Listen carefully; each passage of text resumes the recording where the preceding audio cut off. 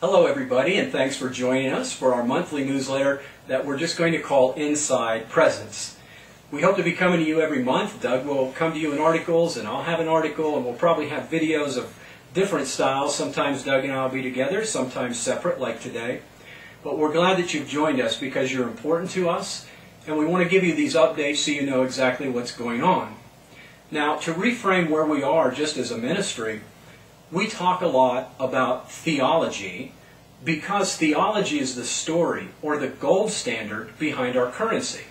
And the currency, I would say, is simply that of a life well lived. How would I define that?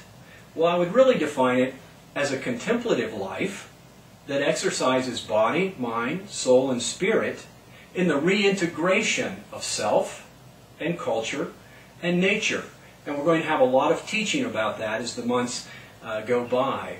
This, we would say simply, is an all-in-all theology. Now think about that. In 1 Corinthians 15:28, Paul says when all things are fulfilled, which we believe they are, God becomes all in all.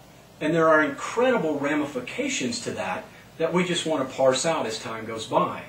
Because you see, that's the story of a God that Paul speaks about in Ephesians 4, when he says that God is above all and through all and in all. This is the same God St. Bonaventure spoke about when he spoke of the God whose center is everywhere, but whose circumference is nowhere. This theology is also philosophically consistent with some of the brightest minds today who are writing on a philosophy called panentheism. Not pantheism, but panentheism. And simply what that means is God is in and yet beyond all things. That's very consistent with the new physics today that tell us all things are integrated, all things are interrelated. This is the God who is still transcendent, yes, but transcendent in the sense of privileging the definition of Myra Rivera, who says that God is beyond our grasp, but always near enough to touch. And it's a beautiful perspective because that's the way we begin to see each other. We're eternal beings. And you and I will never be able to grasp each other, but we're always near enough to touch, to love, to influence, to nurture, to contribute to. This idea is also consistent with what's called process theology. And I was blessed last month to meet with one of the top process theologians in the country. And we'll be talking about and writing about in the months to come process theology. So as you come to the new site that we mentioned in this newsletter, we're going to try to launch this January 1, and I think this time we're actually going to get it launched. And this site's going to have theory on it, it's going to have theology that you're familiar with, and it's going to have spirituality. But the difference is, and what we've been working on for months, is it will be an integrated or an integral theory, an integral theology, and an integral spirituality. And it will be consistent with the world of physics. And we won't be the voice, the lone religious voice, that's behind the times. We stand on the precipice of another Copernican revolution.